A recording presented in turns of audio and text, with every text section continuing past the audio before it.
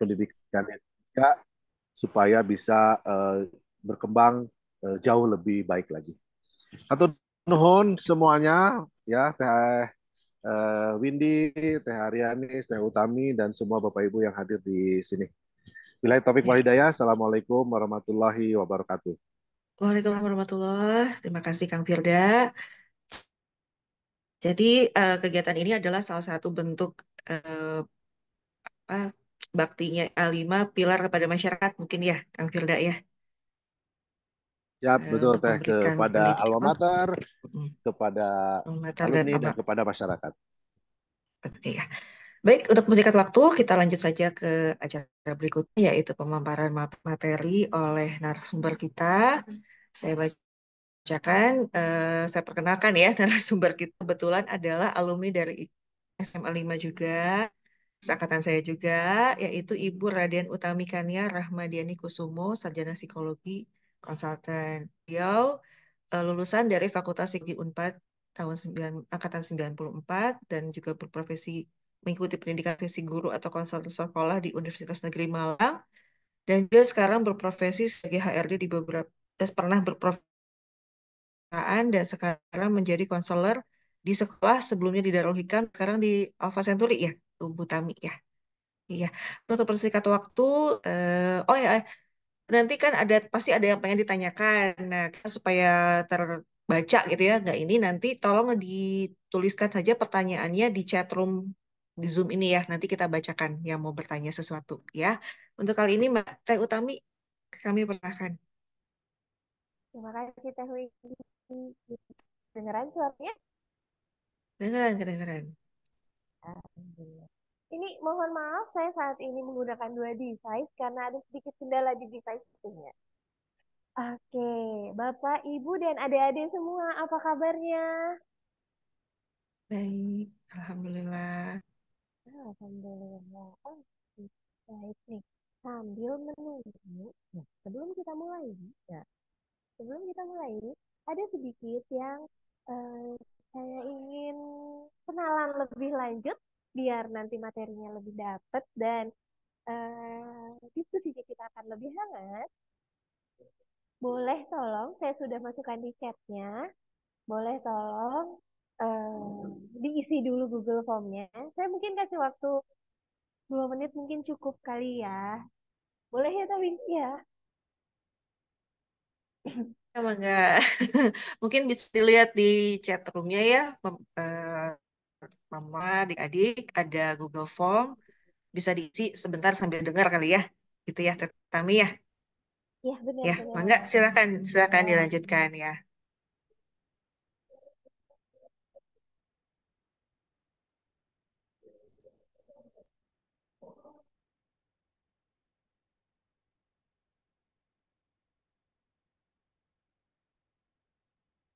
Oke, sambil saya nunggu Google Form-nya, kita akan mulai masuk juga ke materi kita hari ini ya. Baik, sebelumnya boleh tahu dulu dong, ada yang dari luar Jawa Barat sekolahnya? Boleh mungkin open mic dulu atau raise hand-nya. Ada yang sekolahnya dari luar Jawa Barat? Karena kalau lihat dari data peserta sepertinya ada ya, tapi sudah join atau belum nih? Iya, data peserta ada ya, tapi mungkin belum join kali Teh ya. Ya. Oke, belum join kali ya. Oke, gak apa-apa. Oke. Iya. Nah, baik.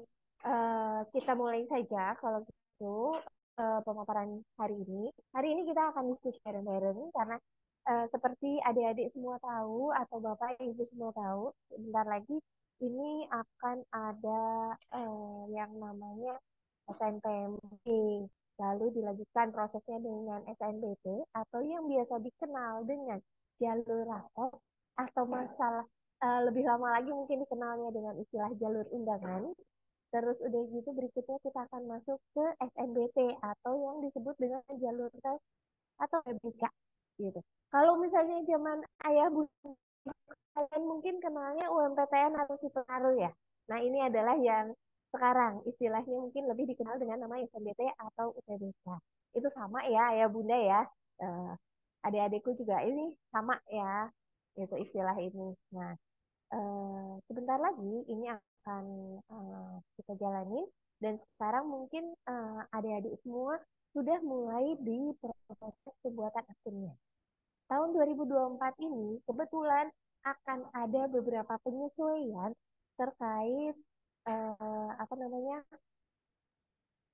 aturan yang berlaku di proses seleksi masuk perguruan tinggi negeri. Namun, nah sekali lagi, kalian sebagai siswa kelas 12 yang akan berjuang memperebutkan bangku di perguruan tinggi negeri impian kalian, tentunya kalian harus punya strategi yang matang ya. Pengennya kan sukses kan, pengennya keterima kan di PTN impiannya.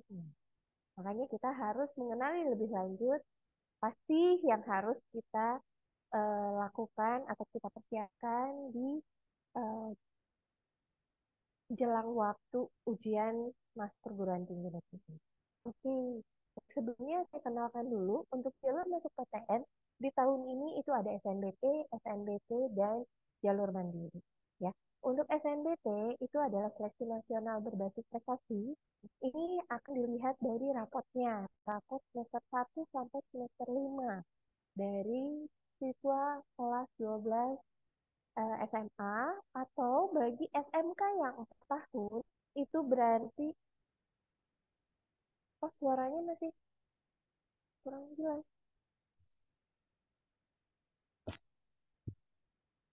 Bagaimana Bu? Apakah suaranya sudah jelas?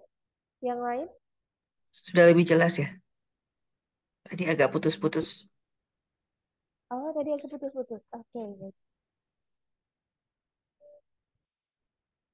Oke, baik. Nah, baik untuk jalur ini ada SNBP, SNBT, dan jalur mandiri. Untuk SNBP, seleksi nasional berbasis prestasi. Apa yang diseleksi di sini? Ini melihat dari rapot siswa dari semester 1 sampai semester 5, atau bagi SMK 4 tahun, itu berarti rapot semester 1 sampai semester 7. Ya, sampai semester 7 ya nak ya. Karena kalian SMK 4 tahun. Nah, terus kalau misalnya selain rapotnya apa gitu kan. Sempat kan disebutnya prestasi. Apakah ada prestasinya juga yang dilihat? Ya ada. Ini akan dilihat dari prestasi kalian selama kalian duduk di bangku SMA atau di bangku SMK. Nah, prestasinya yang dinilai itu minimal di tingkat provinsi. Lalu dilihat juga dari akreditasi sekolah dan track record dari alumni kakak kelas kalian selama ini yang sudah pernah masuk perguruan tinggi itu seperti apa. Lalu kita pindah ada jalur SNBT. Nah, jalur SNBT ini melalui tes. Jadi yang akan dilihat adalah hasil ujian UTBK-nya murni hasil ujian. Berapa nilai UTBK kalian dan bagaimana komposisi antar subtes dari UTBK itu sendiri itu yang akan dilihat. Lalu berikutnya lagi ada jalur mandiri. Nah, jalur mandiri ini akan beragam tergantung dari kebijakan masing-masing PTN-nya. Ada yang menggunakan nilai UTBK sebagai jalur seleksinya, ada yang menggunakan rapot dan tes lagi. Nah, ini akan beragam dan ini tergantung nanti PTN yang kalian pilih. Oke, kita akan kenalan lebih lanjut dengan keseluruhan. Kita mulai dengan kuotanya. Kuota dari SNBP di tahun ini diterapkan minimum 20%. Ini berlaku untuk seluruh PTN. 20% ini dilihat dari mana? Dari kuota total yang perguruan tinggi itu siapkan. Misalnya, kuota di suatu perguruan tinggi itu ada 1.000, berarti 20% minimal atau sekitar 200 siswa minimal itu harus diterima melalui jalur SNBP. Gitu. Nah, terus di situ ada SNBT. SNBT ini kuota minimumnya itu ada di 40% atau minimum 30% bagi perguruan tinggi negeri berbadan hukum.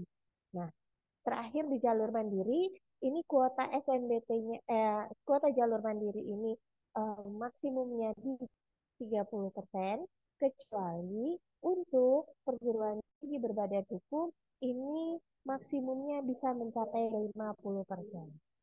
Perguruan tinggi berbadan hukum di Indonesia saat ini sudah cukup banyak menyebar di seluruh Indonesia. Itu ada sekitar 17 perguruan tinggi negeri yang sudah berbadan hukum saat ini di Indonesia. Oke. Nah, mungkin ini proses yang saat ini adik-adik semua sedang jalan ya, yaitu single sign on atau pembuatan akun PDSS, akun SNPMB. Nah, akun SNPMB. Nah, prosesnya ini beriringan dengan proses pengisian data sekolah. Jadi, operator sekolah melakukan pengisian data di sekolah, sementara siswa melakukan pembuatan akun. Pembuatan akun ini akan berguna untuk proses SNBP maupun SNBT. Jadi sepanjang nanti prosesnya ini akan terus berguna ya, akan terus dimanfaatkan. Jangan sampai telat dalam proses pembuatan akun ini. Anda tidak memiliki akun SNPMB, berarti nantinya Anda tidak bisa mendaftar di jalur SNBP maupun SNBP. Jadi ini penting banget. Hal yang perlu diperhatikan pada saat pembuatan akun itu terutama adalah saat submit foto kalian. Tolong fotonya benar-benar foto serius dan foto resmi. Jangan kejadian foto selfie yang lagi bergaya di pantai gitu kan, biar keren. Atau misalnya, oh saya kerennya nggak ngadep depan nih katanya. Tapi dari samping. Itu bukan pas foto. Pas foto ini berfungsi untuk mengenali identitas kalian bagi para pengawas nanti pada saat UTBK dan pihak perguruan tinggi pada saat kalian daftar ulang setelah diterima di perguruan tinggi. Jadi tolong fotonya yang serius, yang benar. Dan di situ nanti sudah ada patokannya, besar foto atau besar ukuran wajah yang harus ditampilkan. Jangan terlalu kecil. Karena nanti pada saat tidak jelas atau blur, bisa jadi pesertaan kalian ya sudah dicoret aja. Karena fotonya tidak jelas. Atau dicurigai menggunakan joki. Nah, jangan seperti itu. Akan merugikan kalian sendiri. Sebaiknya kalian benar-benar perhatikan baik-baik masalah foto yang akan kalian masukkan di akun SNPMB. Oke. Nah, ini mengenai SNBP. Nah, jadi jalur prestasi atau jalur rapot. Ini akan menggunakan nilai rapot siswa. Jadi, pertama-tama sekolah ini akan melakukan pengurutan ranking dari seluruh siswa satu angkatan dengan kuota tergantung dari akreditasi sekolah. Nah, syaratnya sekolah yang bisa mengikuti adalah sekolah yang memiliki NPSN, nomor pokok siswa nasional, dan siswanya terdaftar di Dapodik atau data peserta didik secara nasional. Nah, sekolah juga harus melakukan registrasi. Ini yang harus mungkin diingatkan, jangan sampai kejadian sekolah lupa mendaftarkan siswa yang eligible-nya sehingga akhirnya prosesnya tidak bisa berlanjut, tidak bisa mendaftar SNBP. Waktunya cukup lama untuk sekolah melakukan pendaftaran. Ini masih sampai nanti tanggal 9 Februari. Setelah itu baru dilanjutkan dengan proses itu. Oke. Nah, berikutnya ini adalah aturan tambahan ketentuan yang berlaku di jalur SNB. Jadi untuk siswa-siswa yang mengikuti SNBP, apabila nanti dinyatakan diterima, selamat, Anda diterima menjadi mahasiswa baru di jurusan A di PTN X. Nah, itu berarti Anda sudah tidak bisa lagi mendaftar di SNBT ataupun jalur mandiri di tahun 2024 ataupun 2 tahun berikutnya itu pun tetap tidak bisa daftar. Jadi begitu kalian diterima itu berarti selesai perjuangan kalian di memperebutkan bangku PTN itu selesai. Tidak bisa lagi saya SNBP-nya ternyata salah pilih jurusannya gitu kan. Terus itu saya mau pindah ke jurusan yang lain. Saya ikut SNBP aja deh. Nah, itu udah nggak bisa. Nama kalian udah diblok. Begitu kalian diterima SNBP, berarti selesai perjuangan kalian. Kalian sudah pasti harus wajib berkuliah di sana. Dan apabila tidak kalian ambil atau di tengah jalan kalian putus, ini juga akan berefek pada SMA kalian. Jadi nantinya akan berefek pada adik-adik kelas kalian. Karena apa? Karena tingkat kepercayaan perguruan tinggi negeri kepada sekolah kalian akan menurun, yang otomatis berakibat pada tingkat kepercayaan kepada adik-adik kelas kalian yang mau masuk ke PTN itu mungkin bisa kurang. Nah, ini tolong dipikirkan baik-baik ya buat adik-adik semua. Pilih jurusan yang benar-benar kalian suka. Ini nggak jelas kok. Halo, Bu Windy, apakah suaranya masih nggak jelas? Jelas. Lebih keras sedikit aja mungkin ya. Bisa lebih keras sedikit. Oke. Oke, baik. Itu lebih oke sekarang. Ya, baik. Nah, oke. Baik. Jadi, apa namanya? Balik lagi, siswa yang sudah diterima di jalur SNBP, tolong diperhatikan baik-baik untuk pilihan jurusannya ya. Jangan sampai asal, ya udah yang penting saya keterima dulu, nanti saya bisa berjuang lagi tahun depan atau saya bisa berjuang lagi di jalur yang lain. Sekarang sudah tidak bisa ya. Jadi sudah diblok, otomatis diblok, tidak bisa lagi ikut di proses SNPMB apapun lagi. Nah, terus begitu ini yang akan terjadi. Si sekolah sedang memproses ini saat ini. PDSS, Pangkalan Data Sekolah dan Siswa, di mana di sini sekolah mengisikan data sekolah dan juga data siswa, termasuk nilai rapot siswa-siswi yang eligible ini sedang dimasukkan oleh sekolah. Nah, sekolah-sekolah internasional yang tidak memiliki atau tidak mengikuti kurikulum nasional dan tidak memiliki NPSN, nomor pokok sekolah nasional, ini berarti eh, tidak bisa mengikuti jalur SNBP ini. Nah, saat ini kurikulum yang berlaku di bangku SMA ataupun SMK itu masih cukup beragam. Masih ada yang menggunakan kurikulum KTSP, ada yang kurikulum 2013, dan ada yang sudah menggunakan kurikulum Merdeka. Yang pertama, aplikasi kurikulum Merdeka ini ada di tahun ini, kelas 12-nya. Nah, jadi mungkin akan cukup beragam, tapi semuanya ini alhamdulillah difasilitasi, jadi semua punya range nilai atau punya aturan perankingan tersendiri dari pihak panitia SNPMB. Oke, nah ini untuk persyaratan sekolahnya yang tadi saya bilang bahwa ketentuan jumlah siswa SNBP ini tergantung dari akreditasi sekolah. Untuk sekolah-sekolah dengan akreditasi A itu 40% siswa terbaik dari satu angkatan di sekolahnya itu bisa melanjutkan ke jalur SNBP. Untuk yang akreditasi B berarti 25% terbaiknya, dan akreditasi C atau lainnya itu hanya 5% terbaik dari sekolahnya saja yang bisa melanjutkan. Nah, ini syarat-syarat untuk siswa eligible. Mungkin ini harus diperhatikan juga ya, karena bentar lagi kalian mulai submit pilihan kalian, benar-benar proses pendaftaran SNBP-nya mulai tanggal 14 Februari nanti. Pertama, kalian memang warga negara Indonesia yang memiliki nomor induk kependudukan. Ini kalaupun misalnya siswa kelas 12 saat ini usianya belum 17 tahun, tenang saja, nggak perlu pakai KTP, NIK itu ada di kartu keluarga.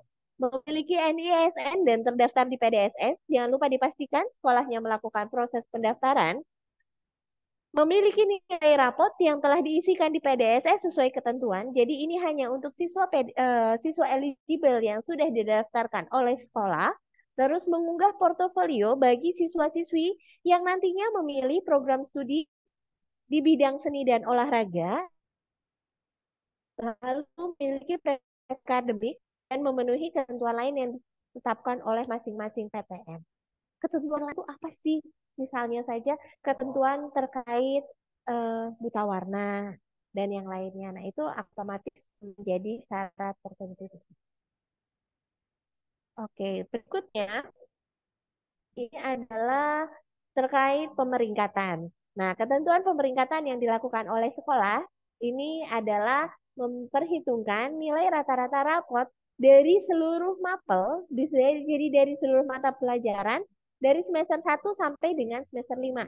Jadi tidak hanya dari mata atau mata pelajaran utama dari jurusannya, tapi dari seluruh mata pelajaran yang dipelajari selama di bangku SMA dari semester 1 sampai semester 5. Sekolah bisa menambahkan kriteria lain juga nantinya kalau misalnya didapatkan nilai yang sama di batas kuotanya tersebut. Jadi kalau saat ini misalnya yang nilainya 90 itu ada 100 orang. Sementara kuota sekolahnya itu hanya 90. Itu mau tidak mau sekolah harus memotong, tidak bisa 100-100-nya masuk menjadi siswa eligible, tapi hanya 90 sesuai kuota yang tersedia. Oleh karena itu, selain lewat rapot, baru di sini nilai prestasi siswa bisa dipertimbangkan. Oke. Tahap yang dilakukan atau tahap yang terjadi di SNBP, mungkin ini sampai proses PDS ya, proses tahap kelima, di mana apa namanya, sekolah sudah mulai melakukan pendaftaran. Nah, nanti kita akan masuk ke tahap ke-6, pendaftaran SNBP. Ini di tanggal 14 Februari mulai jam 3 sore nanti. Terus udah gitu, di sini siswa akan mulai memilih program studi yang memang dipilih oleh siswa tersebut. Untuk SNBP hanya 2 pilihan. Lalu wajib mengunggah portofolio bagi siswa-siswi yang memilih kuliah atau prodinya di bidang seni dan olahraga. Lalu ini akan berproses di jalur SNBP sampai nanti ada pengumuman penerimaan SNBP di bulan Maret. Nah, di bulan Maret nanti ada pengumumannya. Disitulah baru kalian dinyatakan selamat Anda diterima menjadi mahasiswa baru di prodi apa, di perguruan tinggi mana, sehingga harus daftar ulang. Nah, berikutnya pilihan program studi di SNB. Nah, setiap siswa yang eligible diizinkan untuk memilih 2 program studi di PTN. 2 program studi ini bisa dipilih dari 1 PTN ataupun 2 PTN. Jika memilih 2 program studi, jadi kedua peluang pilihan tersebut diambil, maka salah satunya harus berada di PTN pada provinsi yang sama dengan SMA asalnya. Jadi dengan sekolah asalnya. Apabila sekolah asalnya itu adalah Bandung, berarti bukan harus PTN yang berada di Bandung ya, tapi PTN yang berada di Jawa Barat. Karena provinsinya ada di Jawa Barat. Nah, bolehkah PTN yang satu provinsi ini ditaruh di pilihan kedua atau wajib di pilihan pertama? Boleh. Boleh ditaruh di pilihan pertama ataupun ditaruh di pilihan kedua. Tapi kalau memilih hanya satu program studi saja, ini berarti boleh bebas, boleh di dalam provinsi ataupun di luar provinsi. Misalnya siswa Bandung, saya pengen memilih UGM. UGM itu adanya di Jogja. Jogja provinsinya daerah istimewa Yogyakarta, bukan di Jawa Barat. Tapi saya hanya memilih UGM aja, satu pilihan. Ya sudah, itu boleh.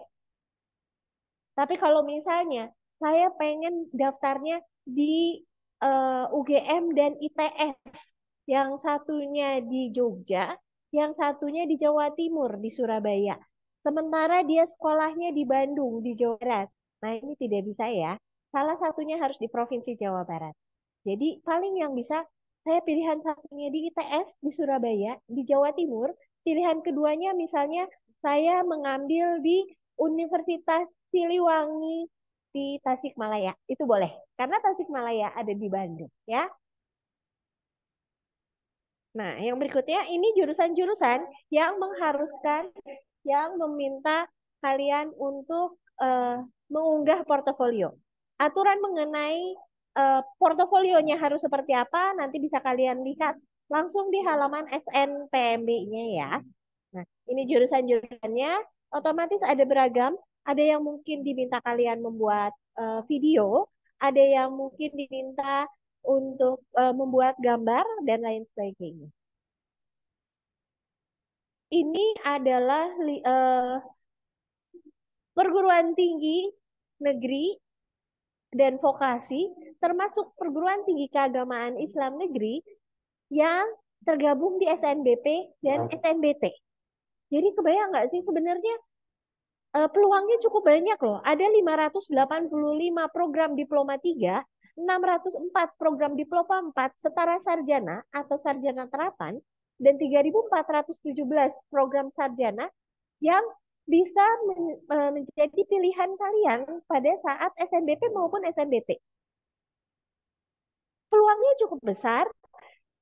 Bagaimana kita bisa berstrategi supaya peluangnya bisa makin besar untuk diterima. Salah satunya adalah jangan menumpuk di satu PTN saja. Coba kita buka. Nanti kita bahas di belakang ya.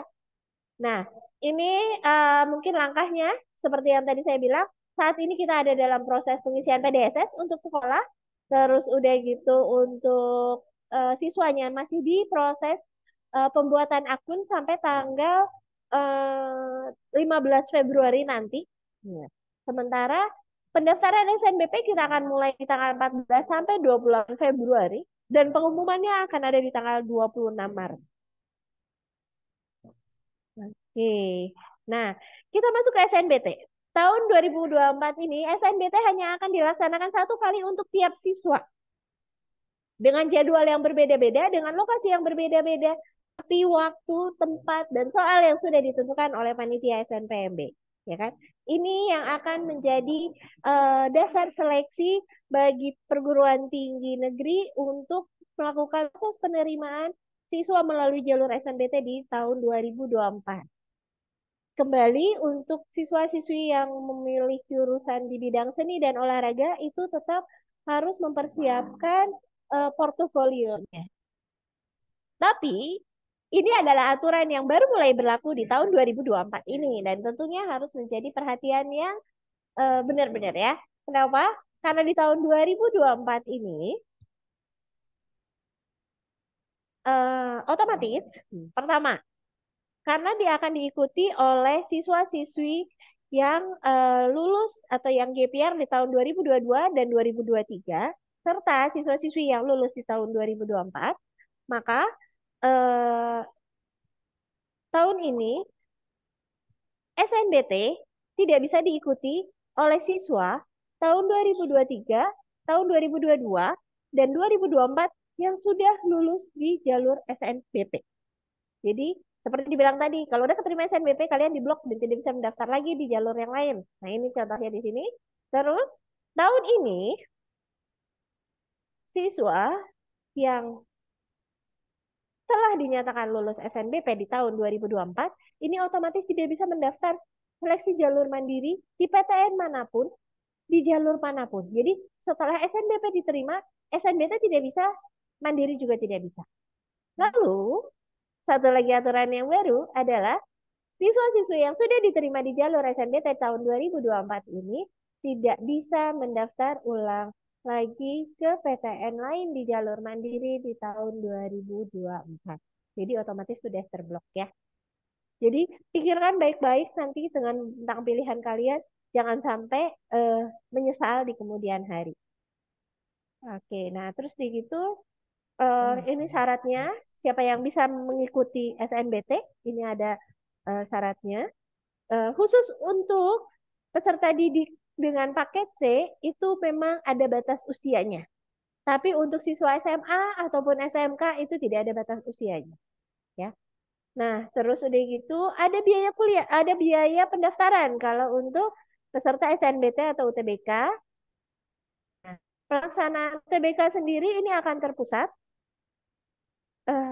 Tesnya sendiri terdiri dari TPS saja, tes pengetahuan, tes potensi skolastik yang terdiri dari penalaran matematika, literasi dalam bahasa Indonesia, dan literasi dalam bahasa Inggris.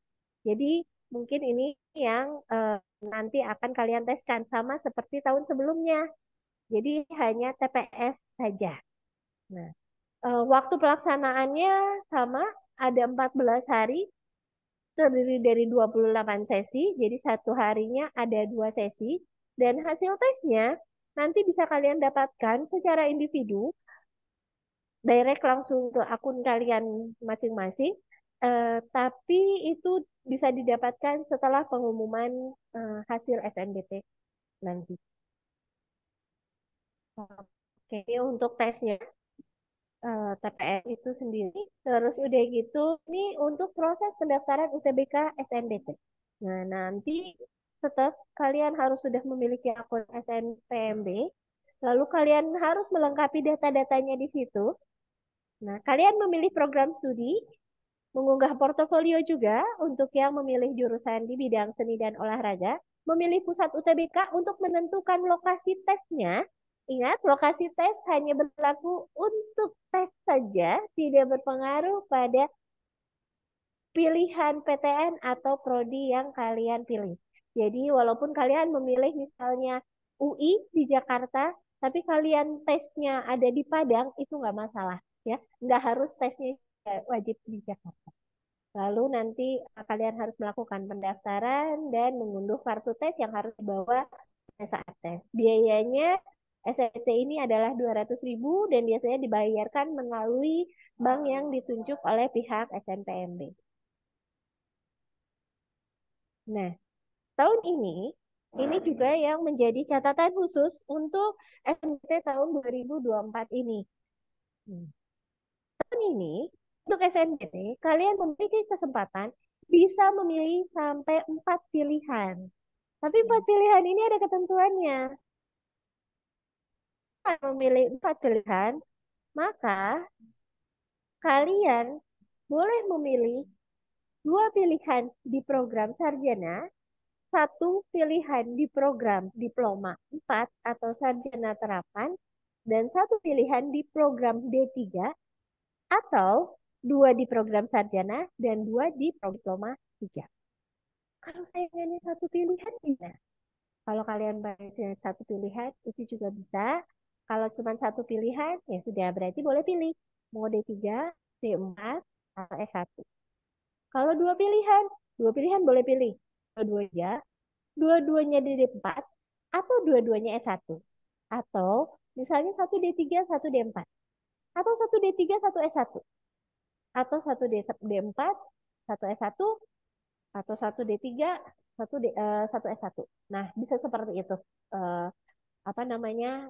Mix pilihan programnya. Ini yang harus benar-benar dicermati. Jangan sampai, wah 4 pilihan, oh, berarti saya bisa 4-4-nya sarjana. Enggak seperti itu ya. Dan ingat, kalau kalian terima, berarti kalian sudah akan diblok di jalur yang lainnya. Jadi tolong ditandai. Nah, nanti kita akan bahas ini. Nanti saya akan lihat juga hasil dari isian Google Form yang sudah saya bagikan tadi. Nanti kita akan lihat apakah pilihan yang dilakukan oleh adik-adik semua ini nanti apakah sudah tepat atau ternyata masih milihnya oh 4 pilihan tapi S1 semua. Nah, ini nanti yang akan kita cek ya. Nah, ini pelaksanaannya. Kita akan mulai UTBK itu di tanggal 30 April sampai dengan 20 Mei, ada jeda tengah-tengahnya, dengan 1 harinya ada 2 sesi. Ini timelinenya, pengumuman SNBT ini akan dilakukan di tanggal 13 Juni, dengan masa unduh sertifikat UTBK sampai dengan 31 Juli, dan seluruh proses jalur mandiri ini diharapkan sudah selesai juga di tanggal 31 Juli, sehingga Agustus itu masa penerimaan mahasiswa baru sudah bisa dilakukan oleh pihak PTN. Oke, sepertinya itu materi dari saya kali ini. Oke, saya stop screen dulu. Hmm,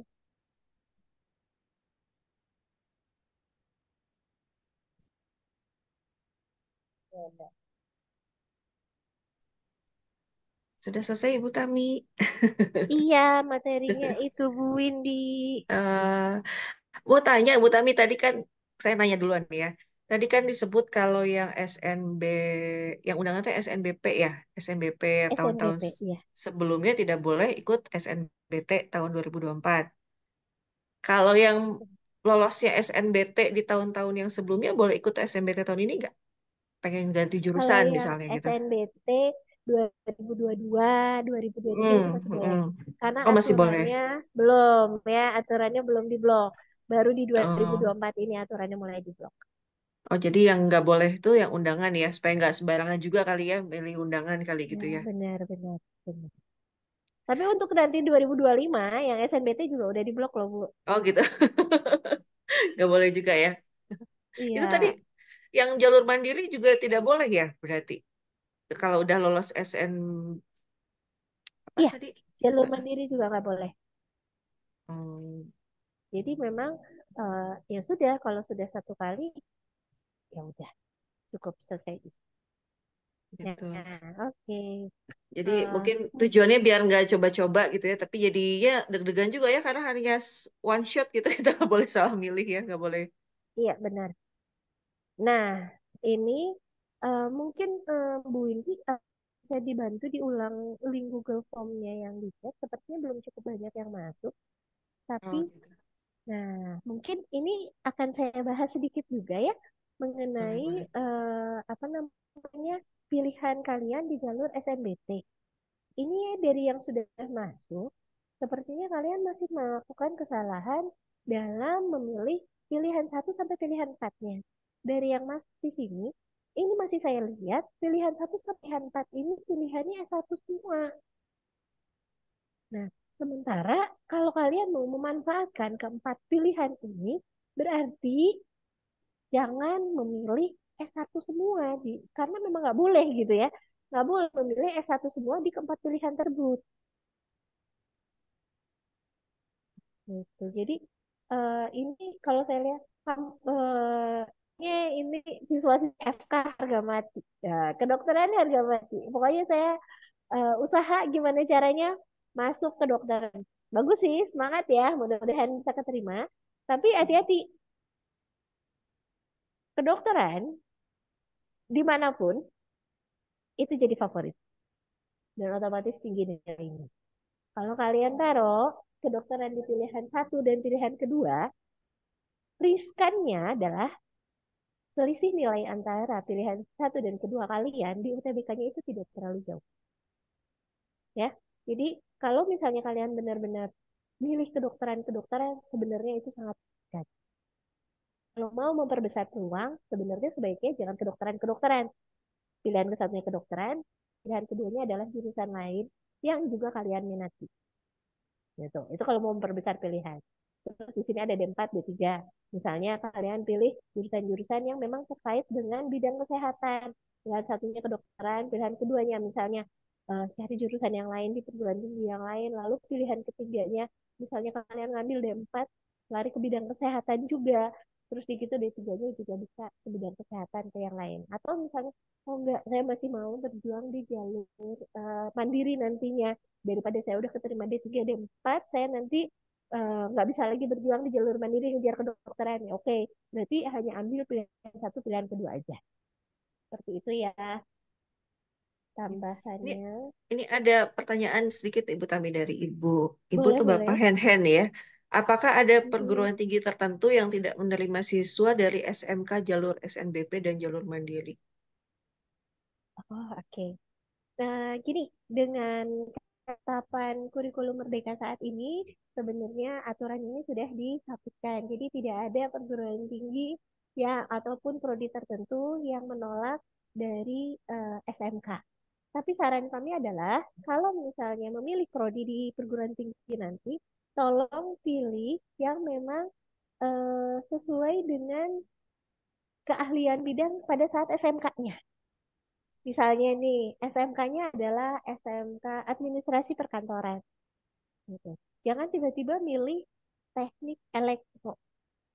Boleh sih boleh gitu, tapi ketika saat kuliah nanti tentunya akan menghadapi mata kuliah matematika lanjutan, ya kan? Terus udah gitu ada fisika, ada kimia yang mungkin tidak pernah dipelajari selama di SMA. Nah, siapkah menghadapi ini? Gitu. Walaupun tesnya mungkin hanya TPS, oh TPS saya bisa gitu, tesnya saya bisa lolos, oke bisa lolos. Nah, tapi karena prinsipnya adalah apa namanya pilihan yang bertanggung jawab, bebas dan bertanggung jawab. Kuliah Merdeka ini kan eh, programnya adalah bebas dan bertanggung jawab. Jadi tolong perhatikan juga jurusan pada saat di bangku sekolahnya terlebih dahulu gitu loh. Jadi kalau misalnya di administrasi perkantoran berarti pilihannya kemana? Ya mungkin bisa larinya ke ekonomi atau larinya ke manajemen, larinya ke administrasi perkantoran juga ada gitu kan. Nah, mungkin bisa seperti itu. Oke, ada pertanyaan lagi nih Bu Tami. Izin bertanya, untuk siswa yang mempunyai sertifikat non-akademis olahraga tingkat provinsi, peluangnya gimana ya Bu? Bisa Bu, pokoknya gini, biasanya nanti di jalur SNBP itu nanti akan disediakan tiga pilihan, eh tiga bisa mensubmit tiga sertifikat terbaik yang dimiliki. Dan itu bisa di bidang apa saja, nanti bisa dilihat. Nah, kalau misalnya punya sertifikatnya di bidang olahraga, itu juga bisa disubmit, apalagi ini tingkat provinsi ya, gitu. Itu bisa disubmit sebagai tambahan poin. Nah, akan lebih baik sebenarnya kalau jurusan yang dipilih juga terkait dengan prestasinya. Gitu. Itu akan lebih baik. Tapi kalaupun tidak sama, tidak sejalan dengan pilihan jurusannya nanti juga itu nggak masalah sih, masih bisa gitu. Bukan jadi nggak bisa ya. Boleh, boleh, boleh aja bisa. Tapi akan lebih baik karena poinnya akan lebih tinggi. Dan untuk kejuaraan-kejuaraan yang diakui oleh KONI itu juga poinnya akan lebih tinggi. Walaupun misalnya di eh, level provinsi yang sama gitu misalnya sama-sama di tingkat provinsi tapi yang satu diakui oleh KONI yang satu kejuaraan oleh siapa gitu kan. Nah, ini yang lebih tinggi adalah yang diakui oleh pihak KONI. Ini kan sudah bisa Assalamualaikum Bu, boleh menjawab. Boleh boleh silakan Pak. bertanya? Silakan Ya. silakan Pak. Ya. Assalamualaikum warahmatullahi wabarakatuh, Ibu. Waalaikumsalam Bapak. Terima kasih atas waktunya. Perkenalkan, nama saya Muhammad Yasin Nur. Kebetulan saya Kepala Sekolah SMK Kesehatan Bakti Kencana Garut. Ini ada beberapa pertanyaan yang cukup ini ya Bu ya. Tadi Ibu menyampaikan bahwa diusahakan untuk masuk ke prodi yang satu jurusan atau linear atau satu rumpun. Ternyata kenyataannya alumni-alumni saya itu nggak satu rumpun Bu diterimanya. Misalkan kebetulan jurusan kami itu ada analis kesehatan, ada farmasi, dan asisten keperawatan. Nah, tahun kemarin kejadian dari farmasi keterimanya di UPI itu jadi gizi, Bu. Jadi ahli gizi. Saya bilang, loh, kok kenapa kayak gini ya lintas lintas prodi. Nah, ini pun sebetulnya kami kan istilahnya itu ada keperawatan. Ini salah satu momen buat saya, sekolah saya juga, bahwa misalkan di Unpad ada keperawatan. Kita dari kemarin nggak pernah ada yang keterima di keperawatan Bu. Padahal nilai-nilainya sudah inilah sudah bagus lah ya. Nah, dengan alasan yang tidak jelas ya Bu ya, saya lihat juga ada yang memang notabene-nya yang diterima di perawat di farmasi itu notabene-nya itu bidangnya itu dari SMA Bu. Maaf sekali lagi.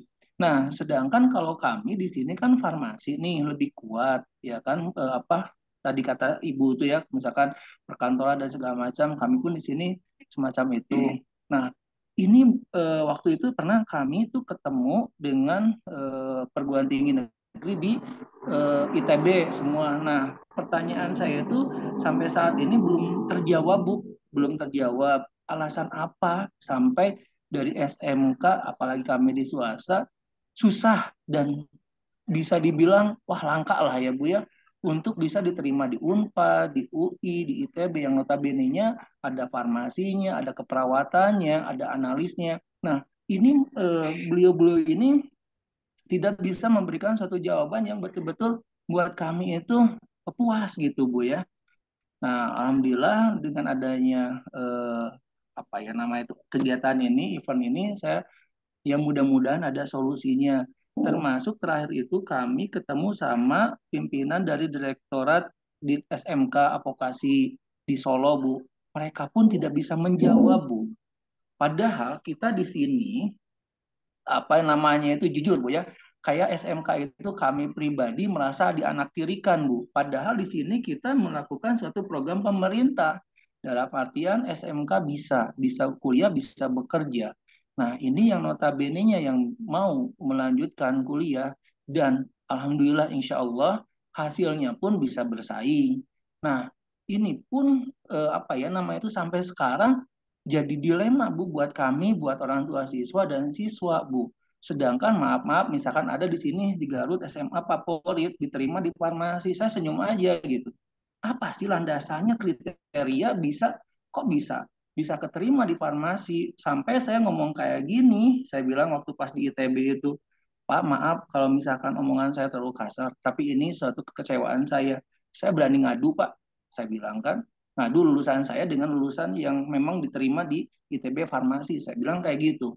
Nah, waktu itu pun ada saksinya dari SMK BPK Penabur, sampai kayak gitu, Bu Lina waktu itu kepala sekolahnya. Iya Pak Yasin, kalau kayak gitu kita coba aja, kita adu yuk katanya itu, kayak gitu Bu. Nah ini hal-hal yang memang buat kami dari SMK swasta yang memang betul-betul mengarahkan untuk melanjutkan ke jenjang yang lebih tinggi lagi dan yang linier Bu. Padahal kita sudah memberikan suatu basic-basic yang insya Allah lah Bu ya, lebih lebih dari SMA lah lulusan SMA. Nah ditambah mungkin pertanyaan selanjutnya yang terakhir, ini kan keperawatan, kami di Garut, domisili di Garut. Di sini juga kan dulunya itu ada keperawatan Pemda, Akper Unpad Pemda, ya. ya Unpad. Nah sekarang tuh kayak mati suri Bu, kayak disuntik mati Bu. Jadi apa ya namanya itu eh, mubazir lah, mubazir. Sedangkan dari kami sendiri, alhamdulillah dari SMK Bakti Kencana itu kayak sekarang di tahun sekarang, untuk lulusan yang sekarang pun dari keperawatan itu 272 siswa Bu, kami itu dari keperawatan saja. Sedangkan kalau misalkan emang Unpad mau memberikan ini salah satu peluang buat Unpad sendiri untuk merekrut atau untuk menerima siswa boleh apa namanya diselek dan segala macam kita ikuti prosedurnya. Ini malah kan salah satu apa namanya itu jalur yang sangat bagus untuk putra-putra daerah yang memang mempunyai potensi di bidang kesehatan. Dan saya lihat beberapa kali lewat situ, aduh sayang Bu, terbengkalai. Malahan kalau nggak salah sekarang itu dipakai, saya ada terima ini ya, untuk pelatihan ke Jepang. Sampai saya ngomong ke yang ini itu, Pak percuma, saya bilang kan, ke Jepang, tapi kita tidak difasilitasi dan segala macam.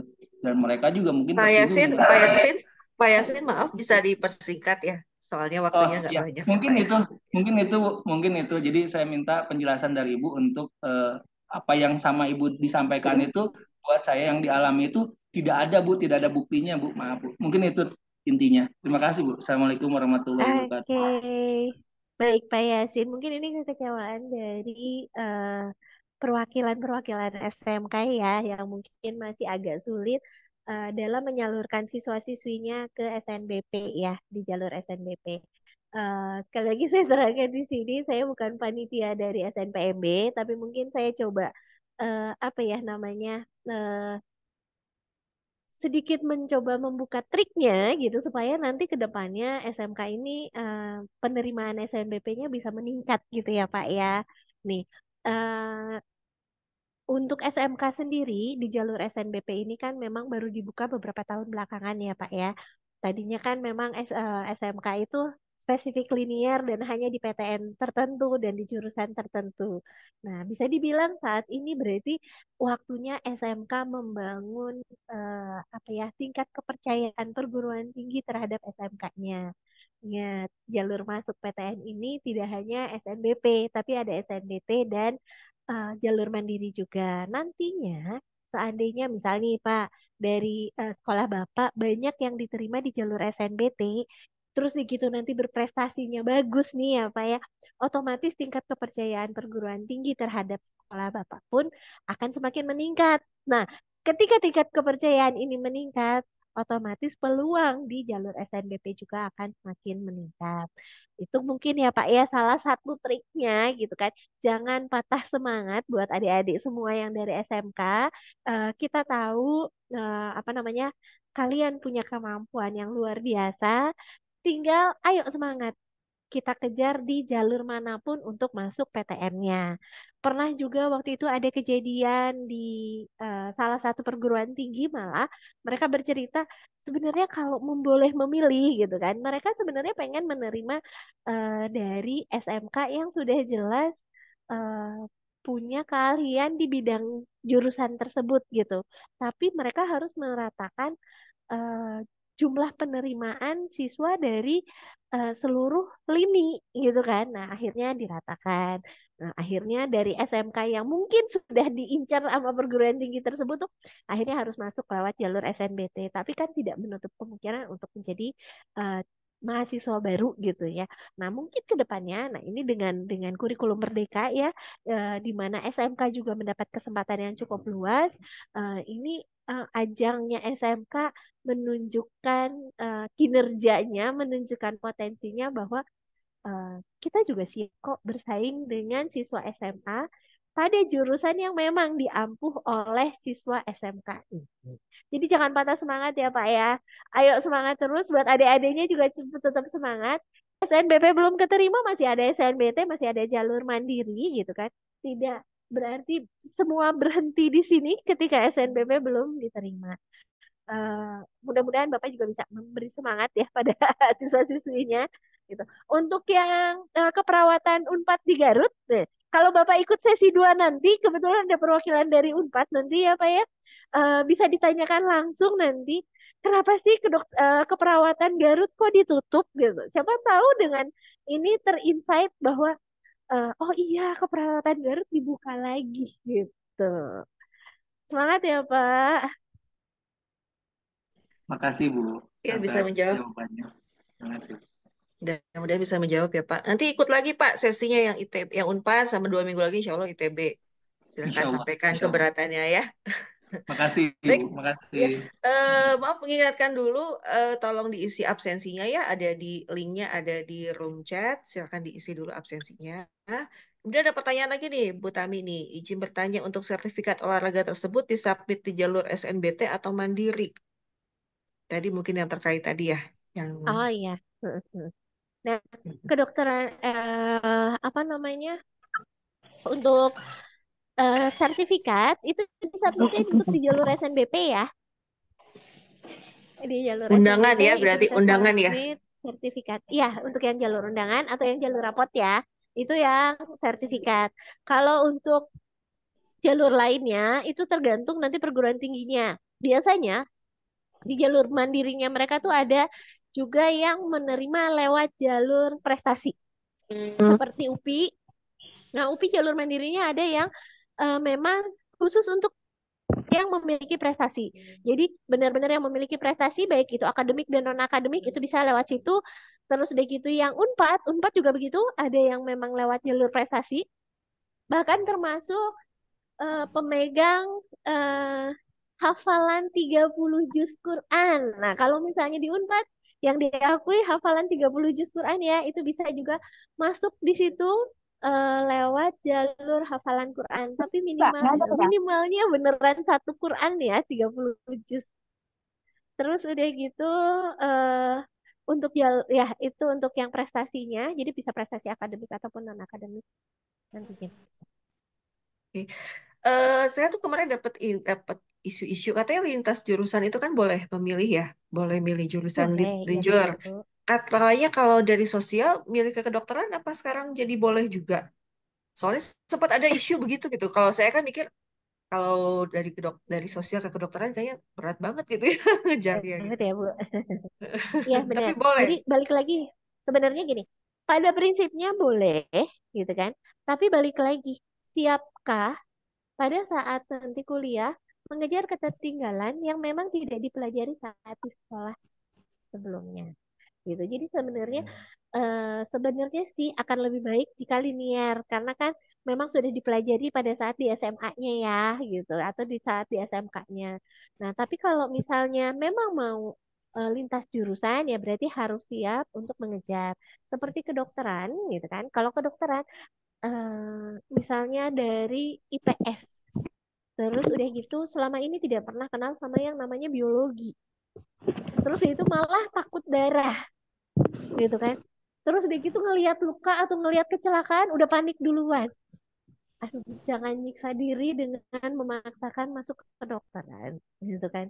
Mungkin kedokteran keren gitu. Kan kata orang kedokteran keren, tapi mungkin bagi yang lain kedokteran itu menakutkan. Kenapa? Harus bertemu dengan orang yang kecelakaan, harus melihat darah, harus ngebantu orang. Aduh, Saya ngurus diri saya sendiri aja nggak bisa, apalagi harus ngurus orang. Ya udah, jangan maksain untuk milih kedokteran gitu ya. Profesi itu sebenarnya ada banyak loh, dan semuanya keren-keren. Coba aja lihat, ada yang jadi wirausahawan, ada yang jadi politikus, ada yang jadi ahli nuklir gitu kan. Tapi kalau kebayang nggak kalau di dunia ini semuanya jadi kedokteran, jadi dokter gitu loh. Terus profesi yang lain apa kabarnya? Terus nanti apa namanya, si platform-platform Gojek, Gokar dan lain-lain itu nggak ada dong. Kemajuan teknologi nggak ada. Bahkan kita bertemu secara virtual kayak gini juga nggak ada dong, gitu kan. Jadi semua profesi itu bagus dan luar biasa. Tolong lebih terbuka lagi untuk profesi lainnya. Bu Oke. Windy, Ya, ada ini yang bertanya lagi nih. kebetulan, sebentar Kenapa? Bu Win, Ya, ini ya. kebetulan ada yang masuk. Apa namanya, lewat yang pilihan tadi yang di Google Form, Oh, ada yang gitu. mengisi. Ya, ya, Dia ya. pilihannya, dia nulisnya gini katanya, saya mau pilihan jurusannya itu adalah eh, kedokteran olahraga UPI. Nah, perlu diperjelas ya, kedokteran yang ada dibuka di UPI itu bukan kedokteran olahraga, tapi kedokteran yang sama seperti di perguruan tinggi lainnya. Jadi Hmm. bukan kedokteran olahraga. Nah, ini juga mungkin saya perlu meluruskan karena memang isu ini beredar cukup kencang katanya, Kak. Kedokteran yang buka UPI ini hanya khusus kedokteran olahraga. Nggak ada ya, nggak ada yang namanya kedokteran olahraga. Kedokterannya sama seperti kedokteran di perguruan tinggi lainnya. Dan di UPI sendiri, Fakultas Kedokteran ini sudah berdiri sendiri menjadi satu fakultas. Jadi ya, belajarnya beneran belajar kedokteran gitu, bukan kedokteran khusus olahraga. Tapi kalau nanti mau ambil spesialis, misalnya spesialisnya adalah kedokteran olahraga, mungkin nanti bisa. Oke. Berarti Oke, jalurnya tetap Windy, kita, kedokteran seperti biasa ya, tetap seperti di ya perguruan bener, tinggi lain iya ya. belajarnya tetap sama. Oke. Ini ada pertanyaan lagi nih, untuk siswa yang punya sertifikat non-akademik, apakah ada pengaruh atau tambahan poin untuk jalur SNBT dan Mandiri? Tadi mungkin sudah pernah terjawab ya, tapi bikin diulangi lagi aja ya. Iya, untuk yang non akademik ya itu tadi paling ya, kalau misalnya itu tergantung dari PTN-nya, nanti PTN-nya membuka jalur prestasi atau tidak.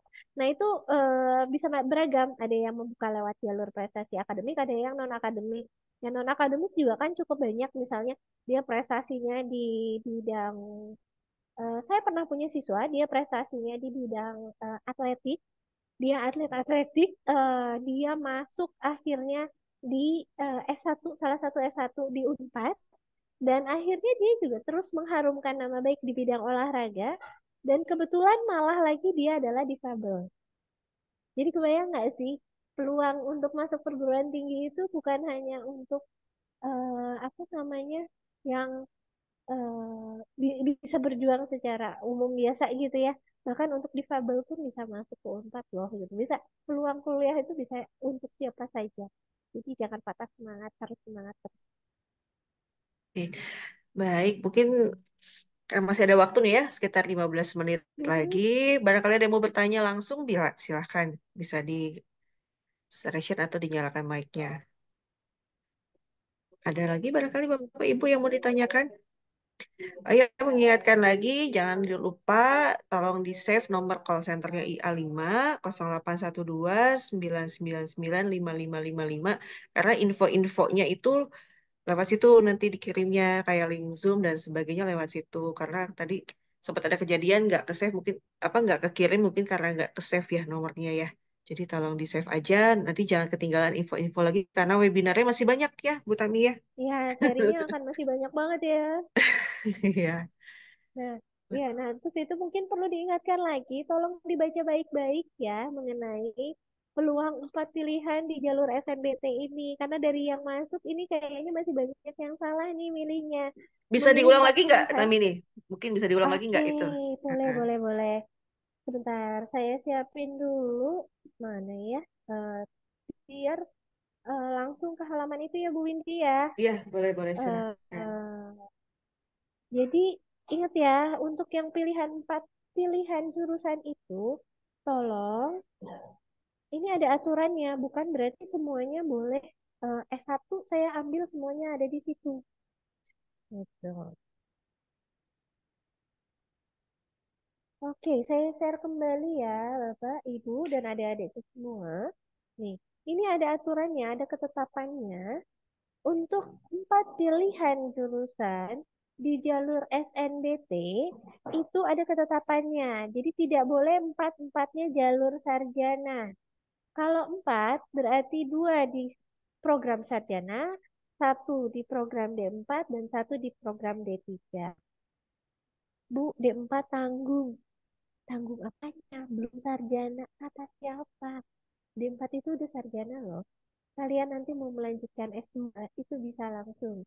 Jadi nggak ada kata tanggung D4 belum sarjana, udah sarjana ya. Jadi kalau mau lanjut S2 selepas dari D4 itu sudah bisa.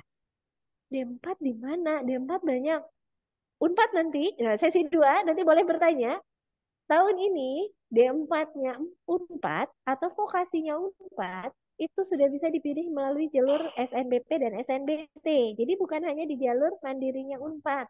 Nah, ini satu peluang besar juga ya buat kalian menaruh pilihan D4. D4-nya Unpad keren-keren loh. Ada teknik industri kimia untuk yang IPA-nya, ada produksi media sama pemasaran digital itu yang keren banget dan jadi favorit di D4-nya Unpad untuk yang sosum. Terus D4 juga ada di mana? Ada di Polban dan di Polman kalau di Bandung. Terus udah gitu kalau misalnya saya pengen larinya ke seni kuliner atau misalnya ke perfilman, D4 ini milih di mana? Ada Politeknik Negeri Media Kreatif. Nah, itu di Jakarta itu D3 dan D4-nya keren-keren. Ada seni kuliner, ada tata hidang, ada perfilman. Ah, pokoknya keren-keren deh. Jadi jangan sampai apa namanya merasa bahwa D4 apa nih? Peluang D4 itu juga keren-keren.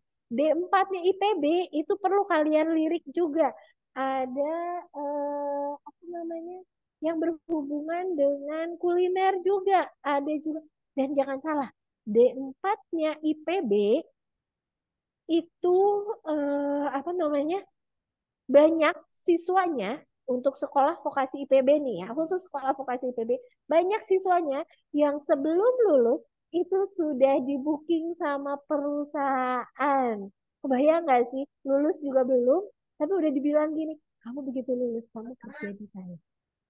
Keren nggak sih? Keren dong. Ya nggak? Apalagi di saat dunia saat ini di mana kerjaan tuh lagi sulit nyari, ini mah belum selesai kuliah udah ditawarin. Apa nggak jadi gemes banget nggak sih gitu ya? Oke, Bu Win, itu ya. Iya, iya, siap-siap. Mungkin mudah-mudahan bisa dipahami ya. Tapi kadang-kadang itu karena masih mindset mungkin ya Bu Tamia, jadi masih orang pengennya masuknya S1 gitu kali Iya, ya. benar, benar, benar. Nah, makanya jadi ayo, ayo D4-nya juga keren loh gitu. Apalagi nanti ya sesi 2 ada Unpad, Unpad juga punya D4 itu bisa ditanyain loh. Baik, apakah ada yang masih mau ditanyakan lagi Bapak Ibu? Silahkan. Ah, iya, ini kami sebetulnya kegiatan ini sifatnya gratis ya Bu, tapi kalau memang Bapak Ibu berkenan untuk memberikan donasi sukarela untuk IA5, bisa ada, kami sudah sharekan nomor rekeningnya di chat room ya, bisa di, ya itu mah kalau yang berkenan aja sih, ya gitu aja. Baik, mungkin kalau tidak ada pertanyaan lagi, bisa dikasih kesimpulan aja kali ya Mbak Tami ya, gimana? Oke, berarti kini untuk tahun 2024 ini tolong kalian baca ulang lagi aturan yang berlaku dan pasang strategi. Bagi kalian yang eh, pengen banget ke jalur jurusan-jurusan tertentu, buka peluang. Jangan hanya melihat di PTN yang ada di dalam kota kalian. Mungkin kalian bisa bergerak. Kalau yang di Bandung, yuk kuliah di luar Bandung yuk gitu. Siapa tahu peluang kalian itu cukup besar juga. Apalagi untuk jurusan-jurusan favorit seperti misalnya saya pengen teknik industri. Teknik industri kan kalau di Bandung hanya ada di ITB aja nih, ya kan?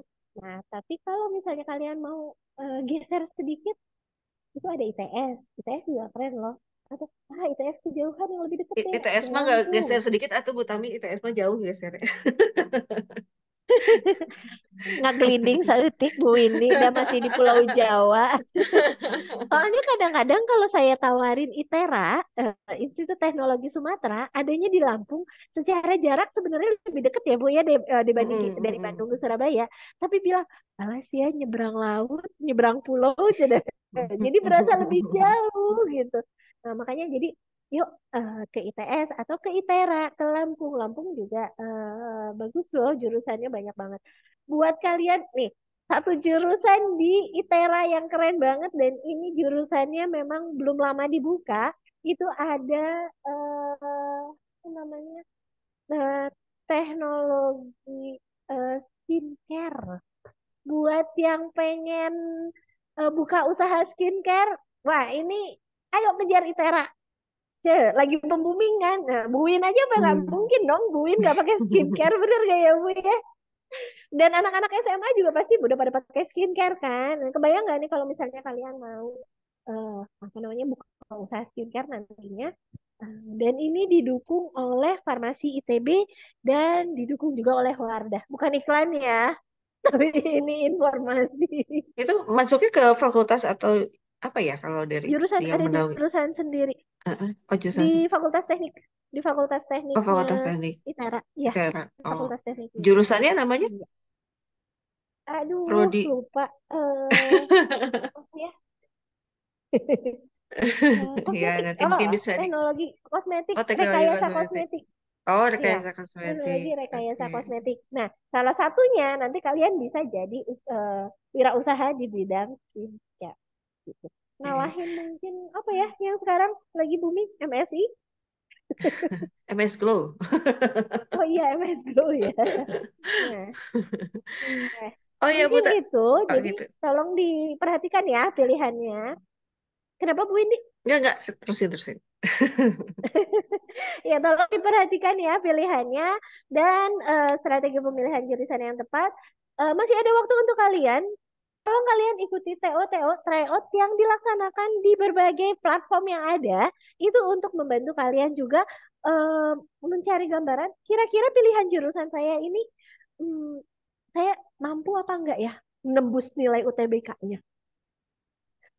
Kalian mau jurusan favorit, berarti kalian harus punya nilai TO minimal di atas 700.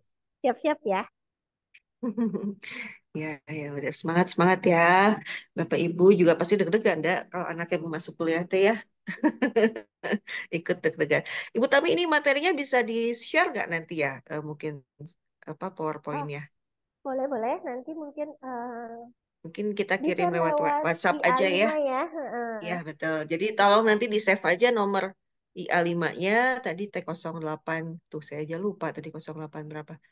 0812. 0812 999 5555 supaya nggak dianggap spam ya. Jadi tadi Iya, kita kirim boleh. materi yang hari ini lewat WhatsApp-nya. Baik, kalau nggak ada pertanyaan lagi, mungkin kita cukupkan dulu sesi yang pertama. Nanti masih ada sesi kedua, yaitu dari Unpad. Ya, mungkin Bapak Ibu yang atau adik-adik yang berminat masuk ke Unpad, stay tune nanti di sesi kedua kita mulai jam 10 tepat ya. Jangan Nah, kalau yang sesi kedua ini seatnya agak penuh nih Bu Tami ya. Jadi jangan dulu-duluan aja siapa yang join takutnya nanti nggak Iya, kebagian. benar, benar, benar. Ya, Iya. Dan mudah-mudahan nanti di 2 minggu lagi kita juga ada sesi lagi untuk ITB dan mungkin perguruan tinggi lainnya. ya Baik, benar. Bapak Ibu, Bu Windy, saya pikir ya.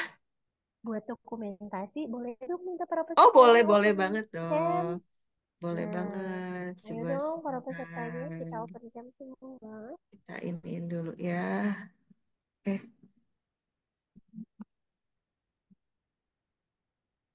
Biar bisa kita dokumentasikan nih.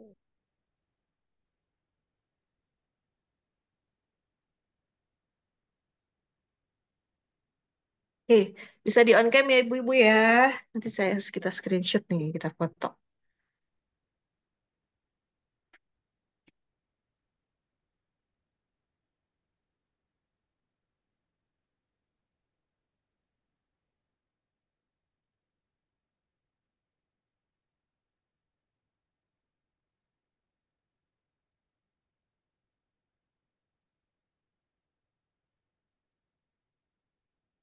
Bu Windy masih termute.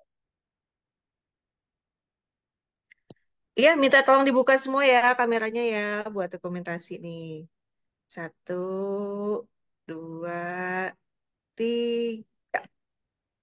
Oke, lagi ya biar afdol ya. Sekali suka nggak cukup ya, Bu ya. Kenapa? Kalau sekali kurang ya foto Oh, tuh. ada slide 2. Sorry. Ini sebentar.